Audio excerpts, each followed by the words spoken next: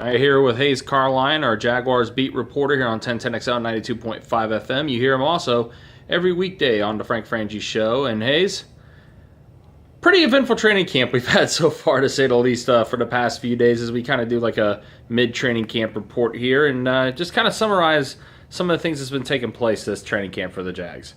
Well, let's start at the quarterback position. Blake Bortles obviously coming off a dreadful year last season. So how's he looked in training camp? Well, he had the horrible Saturday night in front of the season ticket holders. But other than that, Bortles has been really strong. So through 6 practices, we've seen 4 really good. We've seen 1 today, actually, that was, I'd say, okay. Started out strong, not so much in the 11-on-11, although there were no interceptions. Just didn't see the offense moving down the field through the air as much as what we've seen throughout the other practices.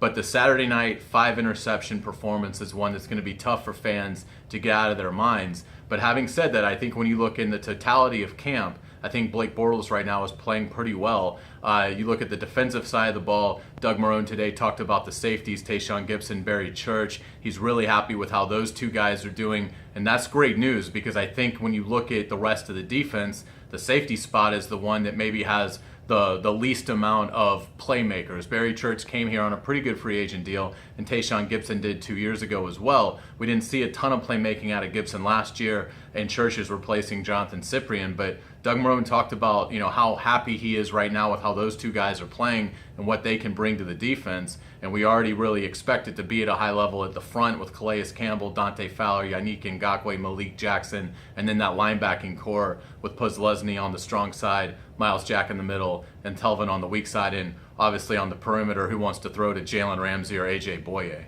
Yeah, absolutely. And of course, you brought up Blake Bortles, who was obviously a big storyline. And then another storyline that kind of developed a little bit. Obviously, we're still kind of seeing what's going to be happening with the offensive line, especially with the retirement of Brandon Albert.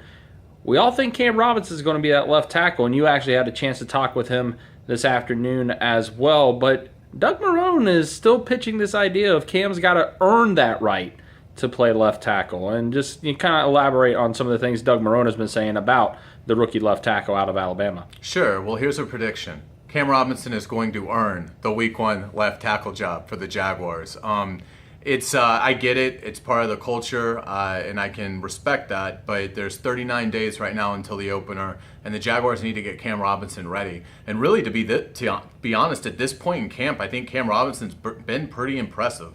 Handles the speed rush from Ngakoue well. Also has been able to hold up with Fowler's power and strength. So I do think that, it's a big ask to ask Cam Robinson to be ready week 1 to go into Houston and block J.J. Watt, Whitney Merciless, Jadeveon Clowney at a high level. That's asking a lot. But I do think you're seeing the signs in practice that you want to see. Marrone not wanting to really go there as far as complimenting Cam Robinson at this point, but I think it's more Doug Marrone's an old offensive line coach, and I think he sees greatness in Cam Robinson. And I think he realizes Cam Robinson responds well to hard coaching and wants to be coached hard. And so I think that's more what this is. I think people are going to read into it that maybe Doug Marrone isn't happy with Cam Robinson. I don't think it's that, because when we watch on the practice field, Cam Robinson absolutely looks like he should be the starting left tackle, and you don't hear a lot of feedback from Marrone, Pat Flaherty having to correct Cam Robinson. So I think this is a big part of this is just Doug Marrone realizing what Cam Robinson can be in the future, maybe not in week 1, but down the line for this franchise. And I think he's trying to do everything he can to get every ounce of talent out of Cam Robinson. Final thing with you real quick. So we have one more day of training camp tomorrow. Then we have the scrimmage on Friday night, or, the glorified practice, if you will.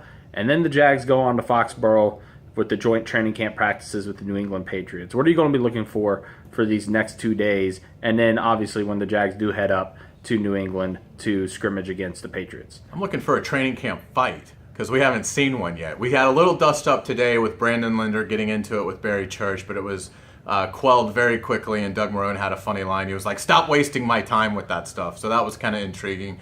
But I think when these guys have been in pads so long, that's really what I'm going to be looking for, is do we start to see some physical chippiness in drills with the team? Does it escalate a little bit further than what we saw today? But I think as far as everything, I think it's progressing well.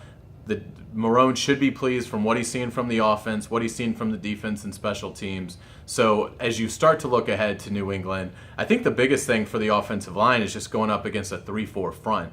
That's going to present new challenges. It's different than what they've been seeing in training camp with what the Jaguars run under Todd Wash. So I think that's going to really help the offensive line from a cohesiveness standpoint, particularly as they get to week 1 and that front that Houston will present. All right, he's Hayes Carlyon, our Jaguars beat reporter. Again, you hear him every weekday afternoon on the Frank Frangie Show here on 1010XL 92.5 FM, your flagship station for the Jacksonville Jaguars. Hayes, as always, thanks for the time. Thanks so much.